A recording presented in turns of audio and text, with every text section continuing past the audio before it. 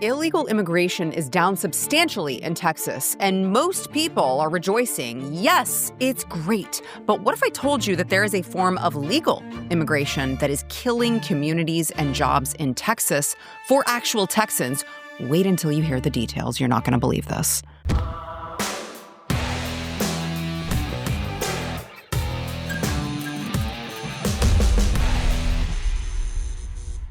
Welcome back to Come and Take It. With a new year entering 2026 comes a renewed look at an issue that we've been looking at for like a while now when it comes to the state of immigration, because it's not just illegal immigration.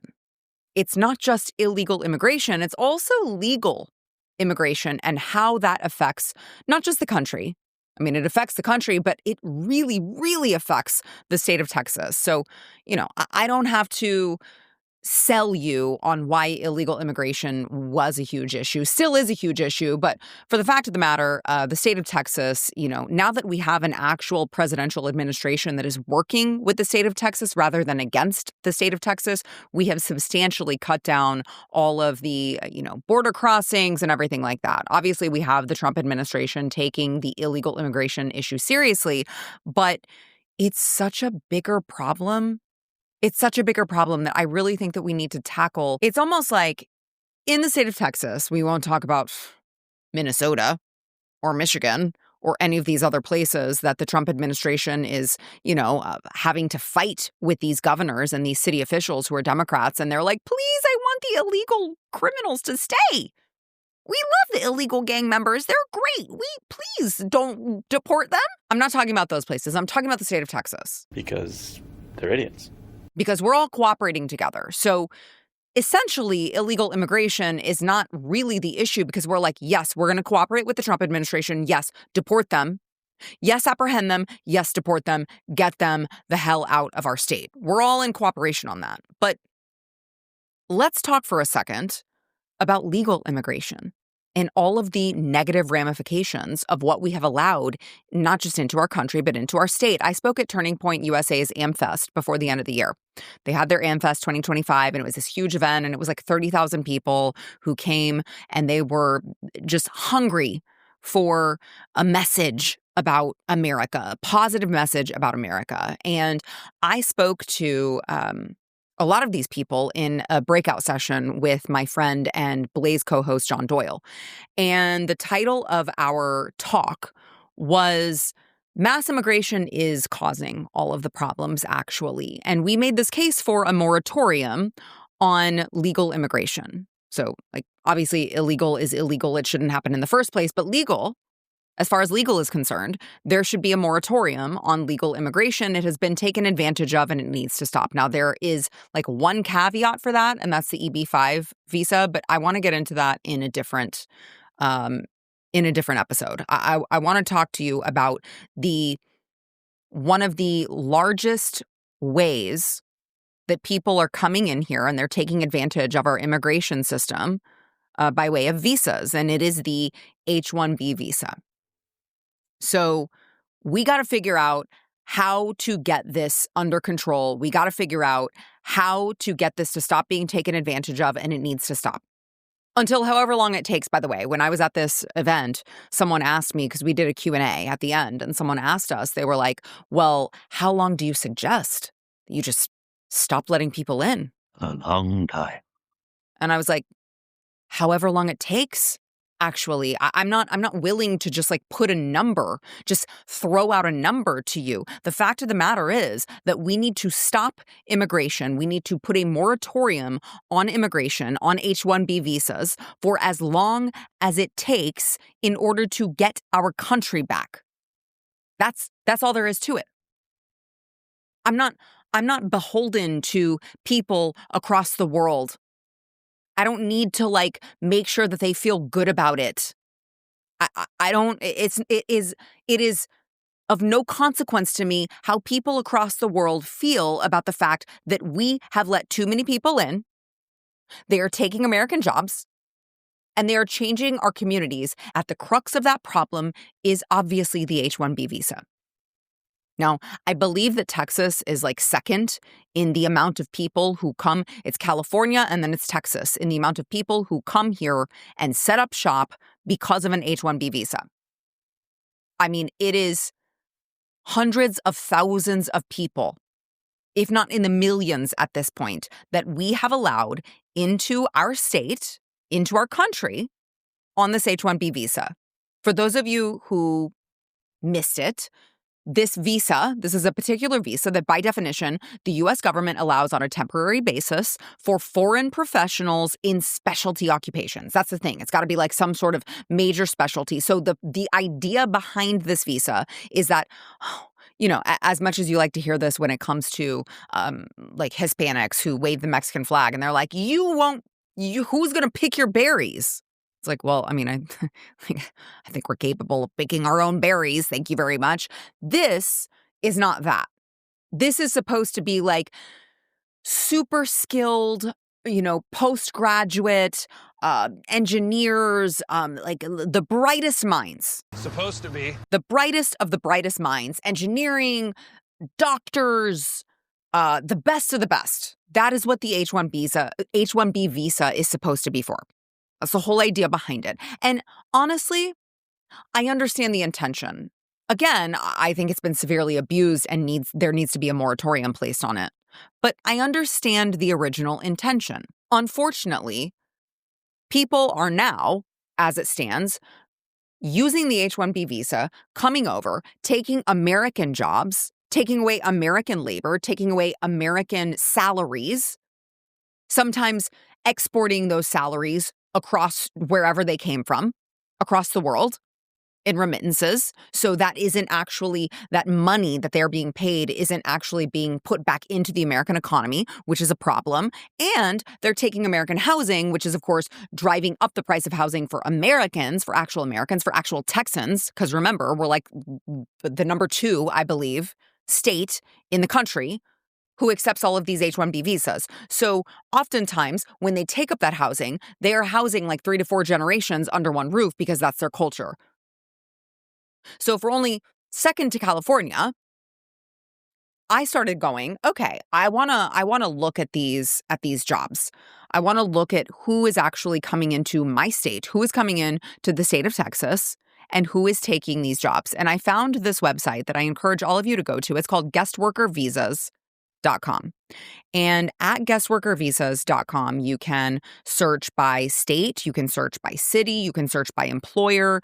It really has really great detailed maps and data in order to find what you need. But when you look at this, the state of Texas accepted way too many applications for H1Bs just last year. So it will just show you 2025, and you're going to be stunned if you go through all of this data. Just like with Minnesota, I can guarantee you that every single state in this country has fraud that is happening with regard to visas, with regard to Medicaid programs, with regard to state welfare programs. All of these programs have been severely abused. The H1B visa, I'm sure, is like no exception to that. But I want to read you guys some of these jobs that I found on this website that we are importing someone from another country so that they can have a super specialty job with super duper special skills that only the smartest immigrants can fill. Right. Okay, so this is like, I literally just picked at random several different cities in the state of Texas, and I went through some of the employers, and I found some of these jobs and how much these people are being paid to take a job away from a Texan. Okay, let me give you this one. Dallas ISD. That means taxpayer money. Dallas taxpayer money is being used to pay these H1B visa jobs. You tell me if this could never be filled by a Texan, it could never be filled by an American. We only need the super duper smart immigrants to come and take these jobs that no Texan could ever do. Middle school math teacher, $62,000 a year. We need someone from India. Nobody else can fill that spot. Bilingual elementary teacher. Now, this is a trend that you are going to see when you go through this data. It turns out this is part of the scam, okay? They bring people here who don't speak our language. And then when they bring people here who don't speak our language, they need teachers to teach their children since their children don't speak the language. And then they get to bring in a bunch of H1Bs because we need people who speak their language. And then it keeps going and going and going. And the more people they bring in, the more bilingual teachers they need. The more bilingual teachers they need, the more H1Bs we're bringing. Do you see how this works? It's just a cycle that keeps on going. Bilingual elementary teacher, $82,000 a year. Wow. High school science teacher, because we couldn't find no American will do that job, right? A high school science teacher, $70,000 a year, H1B visa. They took your job. A regular average American could qualify for that job with a certification. They took it from you.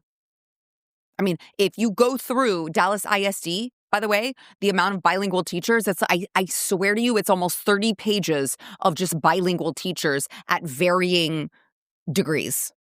Elementary, middle school, high school, they need a whole lot of bilingual teachers because we're bringing a bunch of immigrants here who don't speak our language. And then we are paying, this is how crazy it is. We're bringing a bunch of immigrants here who don't speak our language. We are paying in taxpayer money to employ teachers to teach them our language. And on top of that, these teachers are taking American jobs away because they are H1Bs.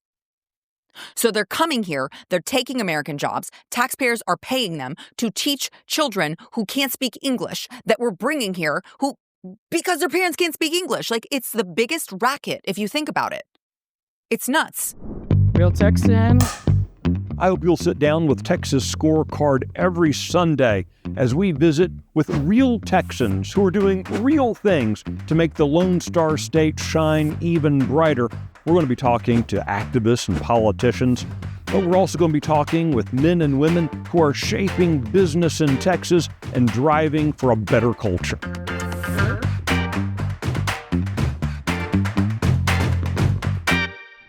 Here was another one that I found in the state of Texas that I thought was interesting. I thought it was very interesting. Price Trace LLC. They needed a search marketing strategist. Can't find that in America. Gotta go somewhere else. You know what else they couldn't find in America, apparently? A graphic designer. No graphic designers available in this country. It's super duper skilled. You can only pull from other countries. You can't give an American that job. How about an editor? I believe all of this totals up to like $143,000, $144,000 a year in salaries that are being paid that should be American money. Instead, is getting paid to a foreigner to come here to do the job, the super duper hard job of editor. I'm an American. My father is an American. My mother is an American. I just want to remind everyone, if you guys are like watching a short clip of this, if you guys have ever watched any of the short clips that I put on my Instagram or on a YouTube channel or on Facebook, I edit those myself. Do you know how much school I went to for that? None. There are programs that make it very easy now. But apparently it's too much, and a foreigner has to come in and replace an American to do that job. How about this? Eugene Chen Law. They employ an immigration attorney. Yes, you heard that right. An H1B visa is coming in to work under an immigration attorney at $46.95 an hour. You couldn't make it up if you tried. You could not make this up if you tried. Let's float on over to Texas A&M. College Station, Texas.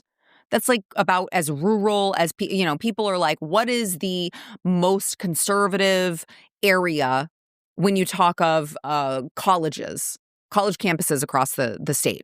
Texas A&M. Well, I would argue not so, and I've done plenty of episodes to prove that, but let me give you a couple of other little tidbits here when it comes to Texas A&M and the H1B visa jobs that are being taken up at Texas A&M.